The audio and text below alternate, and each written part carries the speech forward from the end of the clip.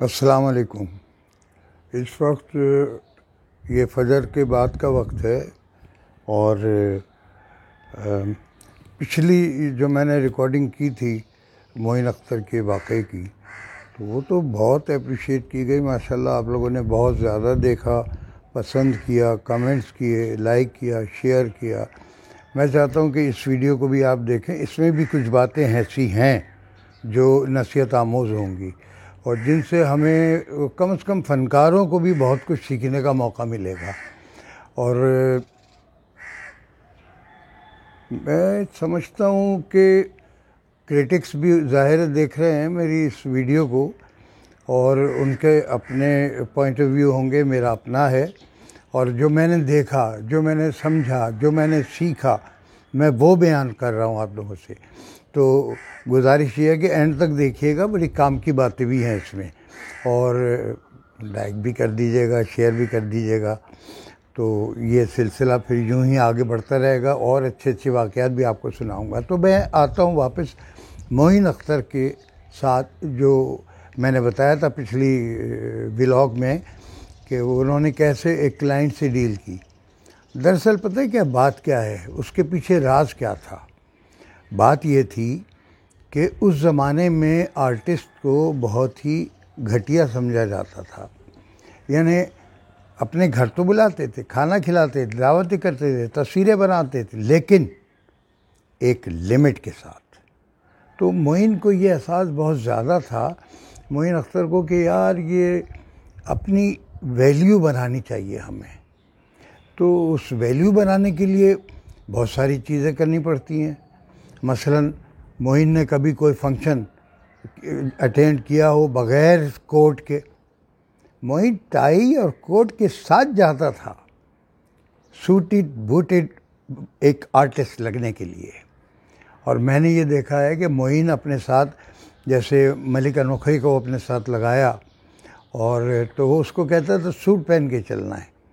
اب اگر فرض کرو ملک انوکھئی ایسے ہی ٹہلتے ہوئے آ گئے معین کے گھر، تو معین نے کہا یار فنکشن میں جانا اور تم تو اس لیے میں آئے ہو، تو چلو میرا یہ سوٹ پہن لو۔ اچھا، اتفاق یہ ہے کہ دونوں کی جسامت اور قد کاٹ ایک ہی جتنا تھا، یعنی ہائٹ بھی وہی تھی اور کمر پینٹ کی وہی تھی۔ تو ملک انوکھئی کو وہ بالکل ایکوریٹ سائز کا ان کو وہ سوٹ مل جاتا تھا، اس کے ساتھ شرٹ بھی اور پھر ٹائی بھی۔ تو معین نے ہمیشہ یہ ملک کو بھی کہا، اور میں دیکھتا تھا، سنتا تھا، کہ یار دیکھو اپنے پرسنالٹی بنا کے جاؤ، حلیہ اچھا ہونا چاہیے یار، آدمی کی عزت ہوتی ہے اس میں۔ باقی بات بھی سچ تھی۔ تو معین نے وہ جو واقعہ کیا تھا نا، کہ دیکھیں میں دیکھتا ہوں ڈائری اور یہ اور وہ، میں اس دن بزی ہوں، میں اس دن بزی ہوں، وہ صرف اس لیے تھا کہ وہ جو سامنے آیا وہ بیٹھا ہوا سیٹ ہے، کہیں وہ مجھے بالکل ارزاں اور فالتو نہ سمجھ لے۔ یہ بھی بڑا مسئلہ تھا۔ آج کے دور میں کوئی 80 لاکھ لے رہا ہے، کوئی 1 کروڑ لے رہا ہے آرٹسٹ سنگر ٹائپ کے، اور کوئی 50,000 لے رہا ہے، کوئی 50 لاکھ لے رہا ہے۔ تو اس میں ویلیو نہیں ہوتی تھی اس وقت۔ آج دیکھتے ہیں یار اتنی بڑی گاڑی میں آیا، 2 کروڑ کی گاڑی میں آیا ہے، 20 کروڑ کے بنگلے میں رہتا ہے، اور فلانا علاقے میں رہتا ہے، تو یار یہ تو بہت نہیں، اس کا ویلیو بن گئی نا، کرزمہ ہو گیا۔ انڈین آرٹسٹوں کے پیچھے کیوں لوگ بھاگتے ہیں؟ ابے بھائی اس کے پیچھے کے 700 کروڑ ہے، 2000 کروڑ ہے، 3000 کروڑ۔ یہ جو لوگ ہوتے ہیں نا، فینس وغیرہ یا کوئی بھی سیٹ ویٹ، تو مطلب ایک بہت بڑی کلاس تو ویسے ہی ذبح ہو جاتی ہے کہ یار اتنا سرمایہ بہت مشکل ہے، تو وہ نہیں اتنا کما سکتے، تو وہ آرٹسٹ کو دیکھ کے ایڈمائر ہوتے ہیں، گلیمرائزڈ ہوتا ہے آرٹسٹ۔ تو معین نے اس دور میں کوشش کی، کاش کہ معین آج کے دور میں ہوتا، آج کے دور میں تو معین کی ویلیو کچھ اور ہوتی۔ آج بڑا آسان ہے، یہ سوشل میڈیا آ گیا، یوٹیوب، یہ وہ لینا دینا، تو یہ سب کچھ بہت گلیمرائز کر دیتا ہے آرٹسٹ کو۔ یہ سمجھتے ہیں کہ ہمارے اندر کوئی ٹیلنٹ ہے یا ہمارے اندر کوئی وہ نہیں بھائی، آپ میں کوئی فن ون نہیں ہے، آپ وہی نارمل آرٹسٹ ہو جیسے تھے ماضی میں۔ تو آپ بھی اسی طرح ہوں. تو بہرحال یہ ہے کہ معین اختر اپنی ویلیو بنانے کے لیے. اچھا بات ہو رہی ہے طویل. اب اس میں کیا تھا کہ میرے بتانے کا مقصد یہ تھا کہ اپیئرنس کاؤنٹ کرتی ہے بہرحال. اس دور میں تو بہت زیادہ کرتی تھی کیونکہ زیادہ تر آرٹسٹ ایسے ہوتے تھے کہ فنکشن میں بکنگ ہوئی اور وہ جناب ایک پینٹ شرٹ پہن کے اور جناب ایک رکشہ لیا انہوں نے اور یہ ناز آباد جانا ہے لالو کیس سے یا فیڈرل ایریا جانا ہے لالو کیس سے, اور وہاں پہنچ گئے اور اس بنگلے کے آگے جا کے ان کا رکشہ رکا تو وہ اتر کے سیدھے گئے اور جو مالک ہے پروگرام کا آرگنائزر ہے اس کے پاس گئے اور کہا یہ رکشے والا, اور اس نے جا کے رکشے کو ₹1.25 ₹1.5 8 آنے 12 آنے جو بھی بنتا ہے اس کا وہ دیا اور آرٹسٹ یوں انٹر ہو گیا. پھر اس کے بعد وہ کہتا تھا سگریٹ. تو جو صاحب خانہ تھے ان کو پہلے سے ہدایت ہو جاتی تھی کہ بھائی یہ پیکٹ منگا کے رکھ لینا, 30 آرٹسٹ آ رہے ہیں تو 30 پیکٹ, 10 آ رہے ہیں تو 10 پیکٹ, یہ ہر ایک کو ایک ایک پیکٹ پیش کرنا ہے. تو ان کو سگریٹ دے دیا جاتا تھا. اچھا پھر کھانے کا بھی معقول انتظام تھا. وہ رات کو 3 بجے 2 بجے 2:30 بجے 4 بجے صبح کھاتے تھے آرٹسٹ. کبھی رات کو گھر سے کھانا کھا کے جاتے تھے فنکشن میں 7-8 بجے اور اس کے بعد صبح کھاتے تھے کھانا. تو یہ میں نے اپنی آنکھوں سے دیکھا ہے. اور ظاہر ہے یار آرٹسٹ اس وقت بہت بے بسی کا عالم تھا. آپ یقین مانو غربت اس قدر تھی, پورا معاشرہ ہی غریب تھا. تو آرٹسٹ بیچارہ کہاں سے امیر ہو جائے گا؟ کون سی اس کی ملیں چل رہی ہیں, کون سی اس کی فیکٹریاں لگی ہوئی ہیں؟ کچھ نہیں. وہ اپنے تن تنہا اپنا وقت دیتا تھا.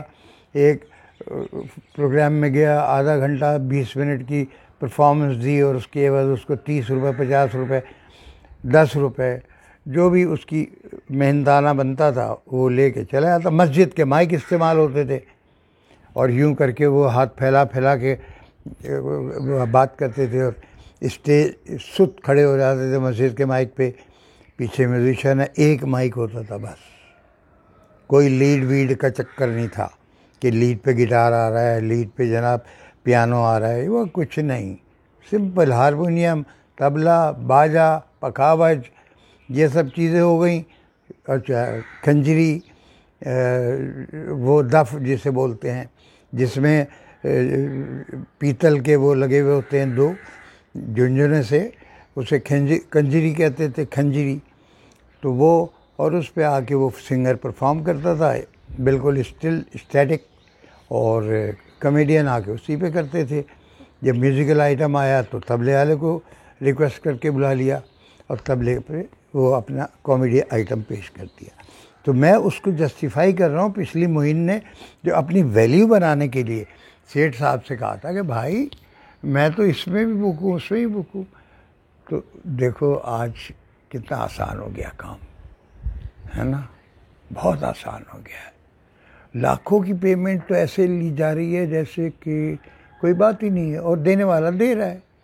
تو آرٹسٹ کو اس وقت کی اور اپنی اس اہمیت کی جو قدرت کی طرف سے وسائل اس کو ملے ہیں قدر کرنی چاہیے. اور اس سلسلے کی بات پھر میں آگے کروں گا کیونکہ 8 منٹ کی تقریباً ریکارڈنگ ہو گئی ہے, اور میں چاہوں گا اسے لائک شیئر اور کیا بولتے ہیں, شیئر ہو گیا, لائک, ہاں سبسکرائب کریں گے نا تو ہو سکتا ہے کہ زیادہ ہو جائیں تو میری آمدنی بھی بن جائے گی. اس سے مجھے شوق پیدا ہو جائے گا کہ میں اور کھوج کے قصے لاؤں. آج تو صرف تمہیدی تھا, اس کی صفائی پیش کرنی تھی کہ معین نے ایسا کیوں کیا. معین نے ایسا اس لیے کیا کہ آرٹسٹ کو دل چاہتا ہے کہ اس کی اہمیت ہو, لوگ اسے دیکھیں جانیں, یہ سب کچھ تو ہے لیکن اس کی اہمیت بھی ہو. اس دور میں اہمیت نہیں تھی, آج اہمیت ہے. بڑی بڑی خواتین, بڑے بڑے سیٹوں کی, آفیسرز کی بیویاں, بچے سب ایڈمائرر ہیں, سیلفی بنا رہے ہیں. سیلفی کا ٹرینڈ آ گیا ہے, ان کے ساتھ سیلفی ہے وہ لگ رہی ہے سوشل میڈیا پہ. تو مطلب یہ کہ ویلیو ہوئی نا آپ کی, آپ کے ساتھ لوگ تصویر کھنچوانے کو فخر محسوس کر رہے ہیں. تو یہ بہت بڑی نعمت ہے, اللہ کا انعام ہے. تو اس کی قدر کرے. یہ فنکاروں سے میں کہہ رہا ہوں اور میں عوام سے بھی کہہ رہا ہوں کہ آرٹسٹ کی قدر کریں. اس کے پاس ہے کیا؟ صرف وقت ہے جو وہ آپ کو دیتا ہے، اس کے عوض معاوضہ لیتا ہے. بہت شکریہ. مجھے یقین ہے آپ کی گفتگو پسند آئی ہوگی. شکریہ.